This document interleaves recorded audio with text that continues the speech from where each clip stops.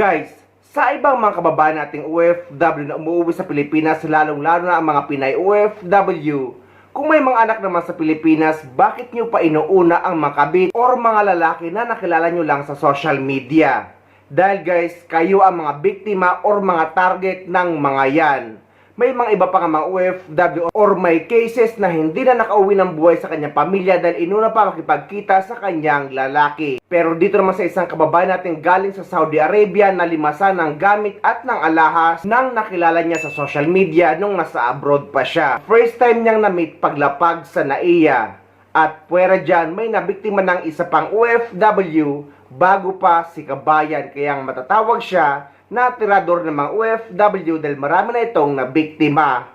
Nagkakilala online, hindi pa nagkikita, umuwi si Ma'am Jaina, tapos sinundo First siya. meet nila attorney. First meeting. Pero iba daw po ang nangyari after. Bali po nung April 28, dumating po ako sa airport. Anong oras ang dating mo? 10 ng gabi. Sinundo ka? Sinundo niya po ako doon. Kasi sabi niya, isabay na lang daw kami pa uwi sa bahay. Kasi isa-surprise daw yung anak ko.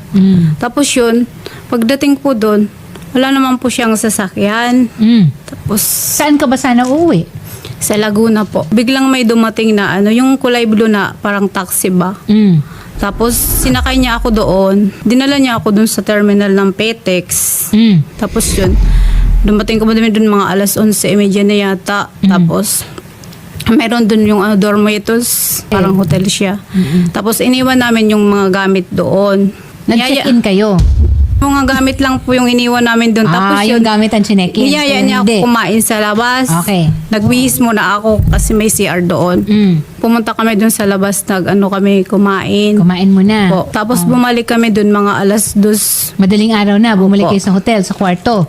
Opo, tapos yun. Nag-arrange na ako ng mga gamit ko.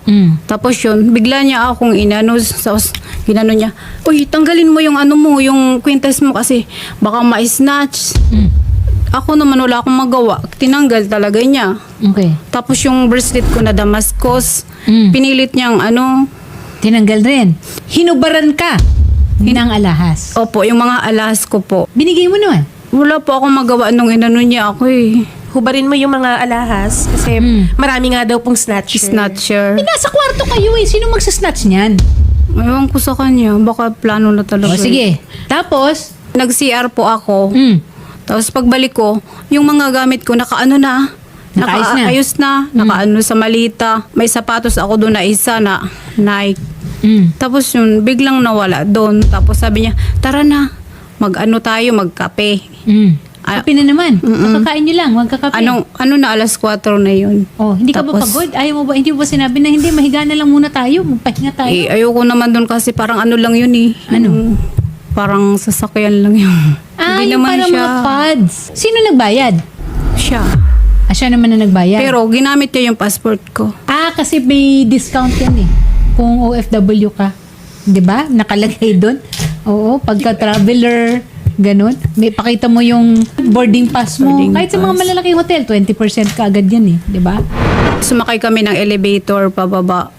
Tapos, yun. Iniwan niya ako dun sa may terminal. Sabi niya, dito ka lang, bibilihan kita ng makakain mo. Makakainin ka na naman. Mga alas Dinner. 4 na yun. Tapos yun, Okay. hanggang sa maliwanag na ang hanggang Hindi ka alas 12 binalikan? na. Hindi na ako binalikan doon. Nawala lahat ng mga hinubad na lahat. Wala. Pati yung sapatos na Lahat. cellphone niya, tinawagan mo ba siya? Tinawagan. Sumagot? Dinak ako. Binlock ka. Anak ng pating. Ito ang itsura niya? Ito ba yon? Siya po yun, mayroon pa yung picture doon sa isa po niya na scam. Paano mo nalaman? Kasi nag-add siya sa akin, yung babae. Kilala mo rin itong si Ray Baldosa Wada? Yes, ma'am. Yan po yung gamit niyang Pangalan? pangalan dun sa sa pinagpadalan kong pera. Nagpadala ka ng pera sa kanya. Paano mo siya nakilala? Doon po sa nung October 10 po, doon po kami nag-start, video call. Doon po nag-start lahat ng love life, ganun po. October 10.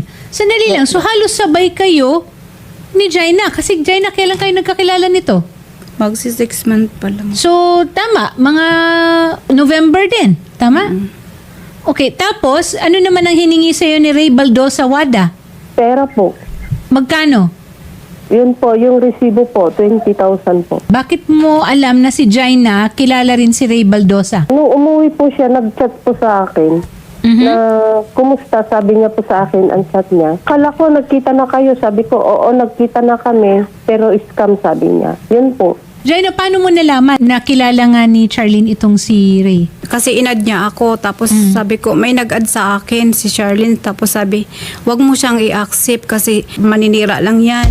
Yun ang sabi niya sa akin. Tapos yun, hindi ko din siya in-accept hanggang nandun pa ako sa Saudi kasi ang plano ko, pag nandito na ako, saka ko siya i-accept. Okay, dahil doon sa profile mo, may picture kasama mo si Ray Opo. Baldosa. Inano lang, inedit ko din po. Inedit mo lang kasi hindi Opo. pa naman kayo nagkakasama eh. Eh, Diyos ko eh, ito palang mamang ito, eh walang ibang biniktima kung hindi mga OFW natin. Meron pa po yan, si Jessel. Ah, meron pang isa. Ay, marami pa po sila. Jusel, tapos meron pang Malo.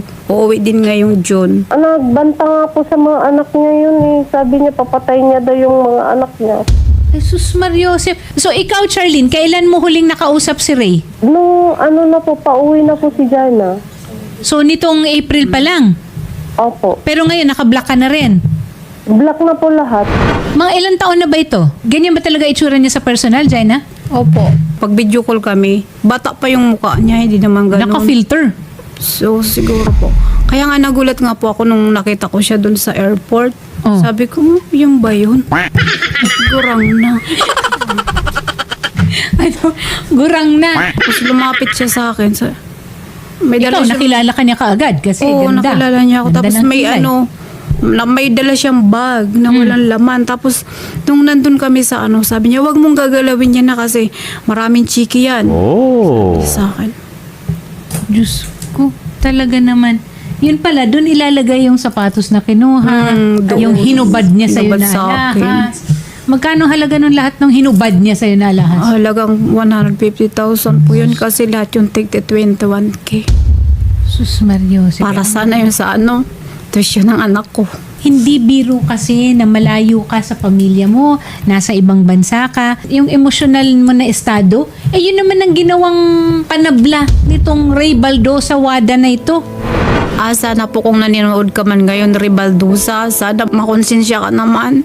Kasi ilang taong ko yung pinaghirapan para yun sa mga anak ko. Kaya nga po ako umuwi dito kasi gusto ko ipagaling ko tong ko tapos yung mata ko eh. Pan-tuition yun ng anak ko kasi yung anak ko mag-second year college na ngayon nursing. Sana makonsensya ka naman kung may konsensya ka pa. Tsaka po naniwala po ako sa kanya kasi pati yung anak niya pinapakausap sa amin. Ha? Ilan taon yung anak niya?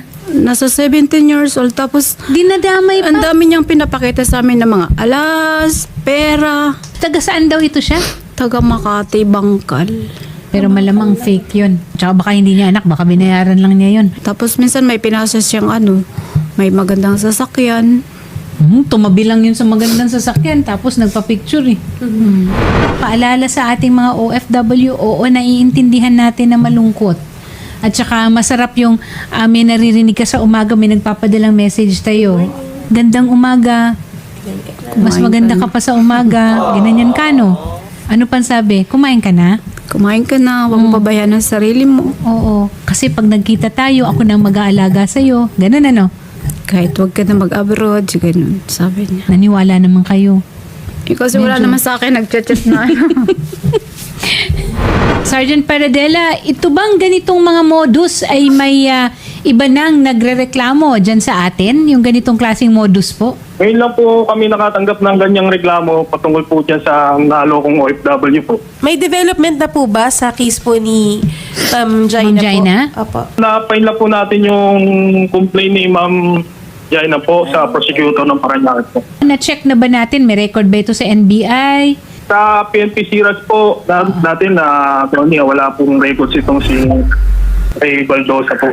Paano po na-file yung kaso, Sergeant Paradela? Sino po ang naging complainant at saka saan po yung address po ang ginamit? Ang address po na ginamit po ng suspect Makati City, Barangay Bangkal. Mhm. So na-file po natin to ng PEP through regular filing po. Filing pa Opo. lang naman, hindi pa natin sure kung anong gagawin ng prosecutor dyan sa kasong yan. Dahil kung hindi matibay ang ebidensya, walang kahihinatnan.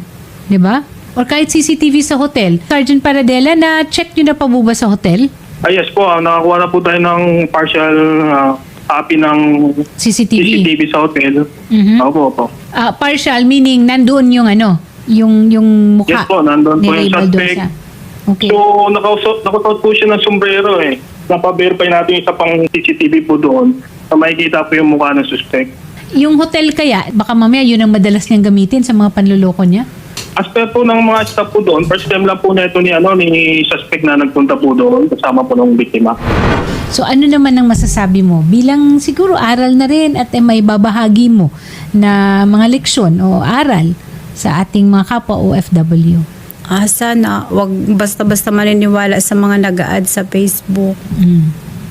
Kahit ano, wag maniwala sa mga matatamis na salita. Kaya guys, sa mga kababayan natin Pinay OFW, dahil paulit-ulit na lang ang ganito, kung may mga anak naman kayo at pamilya sa Pilipinas, kahit wala na kayong asawa, ay unahin nyo ang mga anak nyo bago ang kung sinong lalaki. Dahil kapag inunan nyo ang mga lalaki na nakilala nyo lang sa social media, ay alam nila na marami kayong daladala at hindi naman talaga kayo ang puntire niyan. Bonus na lang sa kanila kung may mangyari sa inyo.